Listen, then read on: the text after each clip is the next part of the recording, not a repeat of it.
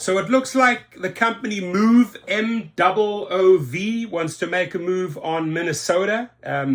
Hopefully Uber and Lyft will leave the state or leave Minneapolis.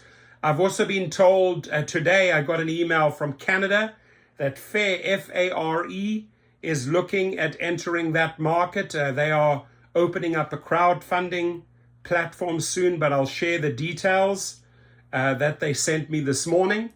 But they're also looking at this very, very closely. So let's jump in and let's find out what MOOV is going to do in that state. Lyft say they will leave Minneapolis if a new ordinance boosting rideshare driver pay takes effect on May 1st.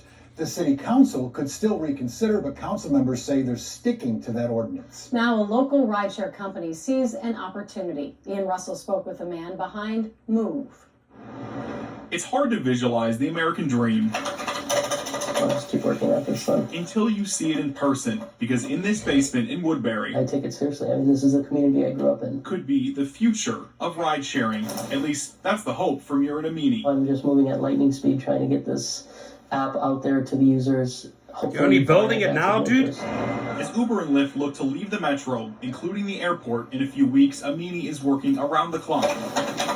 Less than 3 weeks ago, about 17, 18 days ago, went and started the company. MOOV is his answer to Uber and Lyft, a rideshare company where drivers keep 80% of the profit, already out with an app and drivers signed up. Many of those drivers are immigrants, born in Afghanistan before coming here as a child. Amini can sympathize. And I talk to these drivers and I get their stories, and it just reminds me of kind of what my parents went through. While Amini is ambitious, there are questions about how realistic this is. Uber and Lyft are giants with thousands of employees working to keep their apps up. MOOV is much smaller. I think it would be fair to say that it's a massive undertaking. Sean Lancerman of Computer Forensics in Minneapolis knows tech and how hard replicating these companies will be. The reality is they're not easy to develop, they're not easy to implement, and they're not easy or cheap to sustain. Still, Amini is determined, a dreamer, ready to change the ride-sharing game in the Twin Cities. And if Uber and Lyft want to pull out of the market and leave it wide open, then I and other rideshares are happy to go in, fill the space, and meet the need. Now, Amini showed me his email chains with Minneapolis and St. Paul applying for his rideshare license. Minneapolis wouldn't confirm that MOOV has applied with them, but says one company has. And there are nearly 10,000 drivers in Minnesota. Only about 100 are currently signed up with MOOV. There's a lot.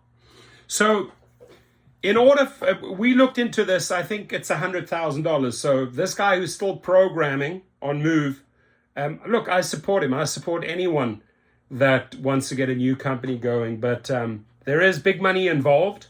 They won't quite confirm if he has filed the application. Fare hasn't yet, but I have been told that they in the rolling out the crowdfunding for exactly that, so that they can rock and roll there. And stay tuned. I will be making a follow-up video on Fare very, very soon. Your comments, please.